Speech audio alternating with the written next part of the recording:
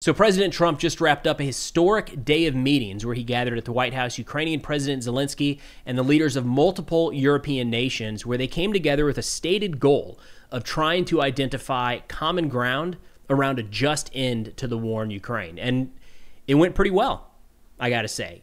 I mean, start to finish. There were a couple little hiccups here and there, but overall, seems like everybody's speaking the same language. They're on the same page, and we've got some solid steps identified moving forward.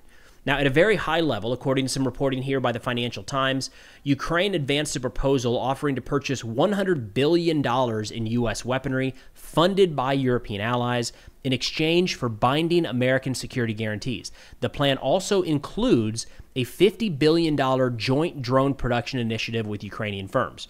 So the American weapons being purchased by Ukraine via European funds is not anything new. We know about that program.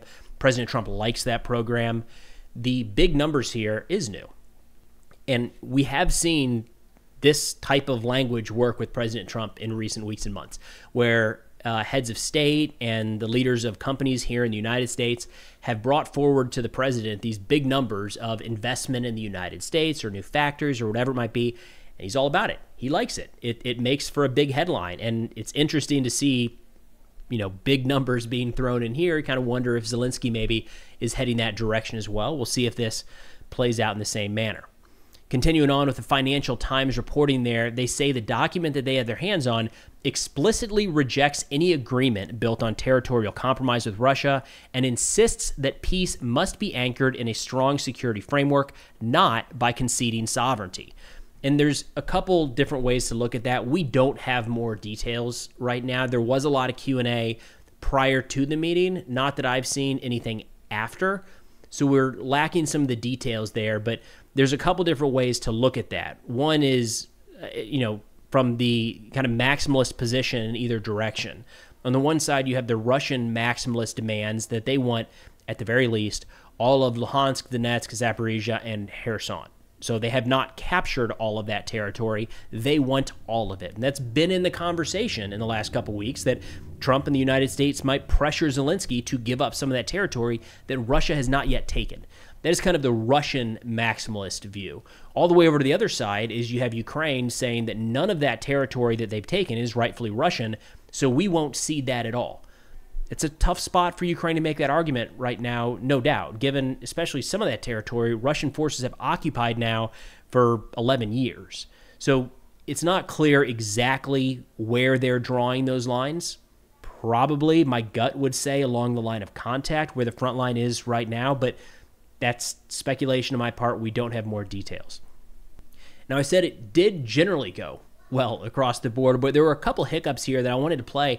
President Trump, for his part, very cordial, start to finish. Very professional. You could tell he was taking this very seriously, because we've seen press conferences where President Trump, where you can tell he's cracking jokes left and right and kind of throwing jabs underneath questions at times. That wasn't the case today. Unfortunately, the reporters did kind of do some of that, which wasn't great to see. Starting out here, President Zelensky, right when he got into the room, took a question about his suit. He did wear a suit, for anybody that was really hung up on that one. And his response kind of gives you an idea of how the day went. Zelensky was kind of ready to roll with some of this stuff, but here we go. President, last week, Brian, go ahead, Brian. Yes, sir. I've got a question for each of you. Yes. First of all, Mr. President Zelensky, you look fabulous in that suit. I said the same thing. Yeah, you look good. I said the same thing. Yeah, looks good on I you. said the one that attacked you last time. See, now I remember that. Yeah, I apologize to you. You look wonderful. No, my first question for you, President Zelensky. In the same suit. You see, I changed. You are not. Maybe yours is much better. All right, so starting out quite a bit differently than it did back in February. Now, Secretary Rubio in recent talks has kind of hammered home that this is not the second time that Trump has met with Zelensky. There's been multiple phone calls, multiple meetings since then. But this one, they're sitting in the same spot where that kind of blow up happened 6 months ago. So no doubt that's on a lot of people's minds. Now, Zelensky's kind of rolling with it there, but you're going to see how he kind of, unfortunately, I think, this was in my opinion, an inappropriate question, inappropriate way to phrase this. by the reporter. I'm not sure who it is that asks this, but essentially saying, are you willing to continue sending Ukrainian soldiers to their death, or are you just going to give up territory? Like, that feels, to ask that of a leader whose country's at war, whose people are dying that day trying to defend their territory, it's in poor taste, I would say, at the very least. There's got to be other ways you can come up with that question than this, what seems to me like a pretty ridiculous, pretty unprofessional jab. But let's give that one a quick look. President Zelensky, are you prepared to keep sending Ukrainian troops to their deaths for another couple years, or are you going to agree to redraw the maps? Thank you for your question. So, first of all, we live under each day attacks. That today have been a lot of attacks and a lot of wounded people, and the child was dead, small one year and a half. So we need to stop this war, to stop Russia, and we need support, American and European partners, and we will do our best for this. So, and I think we show that we are strong people, and we supported the idea of the United States, of personally of President Trump, to stop this war, to make a diplomatic way of finishing this war, and we are ready for trilateral, as President said. This is a good signal about trilateral. I think this is very good. Thank you. Just real quick, could you imagine being in his shoes, and you've got people today, friends, no doubt, colleagues that have died, that are doing everything they can to hold the line and protect their family members in their country, and you get that question, and you just got to kind of swallow your pride and say, thank you so much for the question. Like, that was very thoughtful. That was, as an American, that was kind of embarrassing to ask any leader at war, just a disrespect for the sacrifice of the people out there on the battlefield. They don't want to be doing this. They want to be doing any number of other things. To me, that was embarrassing. Didn't like that at all. Now, President Trump did put out a statement following this. We don't have a lot of information from official sources right now, but he did say, quote, I had a very good meeting with distinguished guests, and I'm going to save you the time of not reading every one of them because, my God, there were a lot of people that showed up at the White House for this meeting. Great support across the board, right? I think this is being perceived, and it was, I think, understandably so, but there was an argument that they were showing up so that Trump and the Trump administration didn't bully Zelensky. And I can get where that comes from, given the February meeting.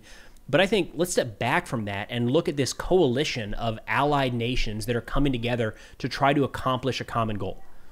Look at this. Like, you know who Putin has been meeting with recently? Kim Jong-un. He's not even traveling to Russia. Like, Putin can't go anywhere, right? He's got Belarus and North Korea. Look at what we have here. United States, Ukraine, NATO, the European Union, Italy, Finland, United Kingdom, France, Germany. Like, this is a positive. This is good. Alliances are good. Good friends, strong friends are good. And I think this was a positive showing in a lot of those regards. But Trump's statement said, quote, during the meeting, we discussed security guarantees for Ukraine, which guarantees would be provided by the various European countries with a coordination with the United States of America. Everyone is very happy about the possibility of peace for Russia and Ukraine. At the conclusion of the meetings, I called President Putin and began the arrangements for a meeting at a location to be determined between President Putin and President Zelensky. After that meeting takes place, we will have a trilateral, which would be the two presidents plus myself. We don't have Russia confirmed that phone call did take place, that Putin did speak with Trump. We have no more details as of this recording about the time or the location of that meeting. It would be a major step if Putin agrees to meet with Zelensky. Just that happening at all would be significant because for 3 years now, right out the gate, they weren't going to meet with them. And then eventually Putin started saying that Zelensky is an illegitimate leader of an illegitimate state, so it doesn't do any good to meet with him at all. That's been their excuse for not holding any sort of ceasefire talk. So if that is off the table and all of a sudden Putin is ready to sit down and actually talk with Zelensky, that's a major step. Just the fact that if that happens, that would be significant, no doubt. Now, there's not entire uniformity across the board here. There were some statements made. I want to highlight one here from the German Chancellor Merz talking about how we have to get to a ceasefire first. Because if you remember, going into the meeting between Putin and Trump in Alaska, Trump was pushing for a ceasefire, and that's generally the direction a lot of these go. is you get some sort of ceasefire. It's relatively easy compared to an overall peace agreement. And then from that ceasefire, you can negotiate the next step. It does look like Russia is, or excuse me, the Europeans are still pushing very hard for that ceasefire. And understandably so, as this meeting was going on, Russia launched another wave of attacks against Ukrainian cities. So it is completely understandable why a ceasefire is top of mind. But here's German Chancellor Merz talking about the need to pressure Russia to get in that situation. Here we go. Last Friday. But now the way is open for complicated negotiations. And to be honest, we all would like to see a ceasefire, the latest from the next meeting on. I can't imagine that the next meeting would take place without a ceasefire.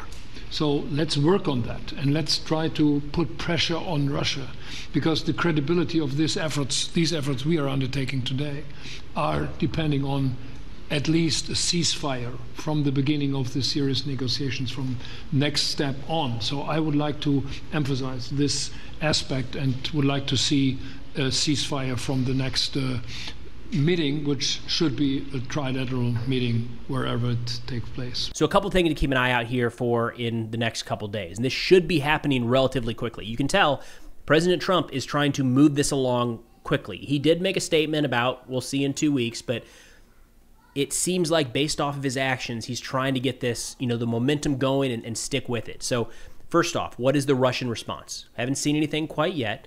Will they agree to meet with Zelensky? Next up is, when does that meeting actually take place? I'm less concerned about where it takes place and more concerned on, is it this week, or do they try to put something in the schedule for October? Because the longer this gets kicked down the road, the less serious it is. Those two items are going to be very telling, hopefully, in the next 48 to 72 hours. But again, overall, to me, this was a very positive day of meetings. It seems like a lot of people were on the same page, and if everything moves forward like it looks to be right now, and this isn't just empty talk, I would argue that we might be closer to an actual peace deal, a viable peace deal in Ukraine, than we have been since the war began. But either way, we'll keep an eye on it and see where it goes. That's all we got for now. Thanks for watching, and I'll see y'all next time.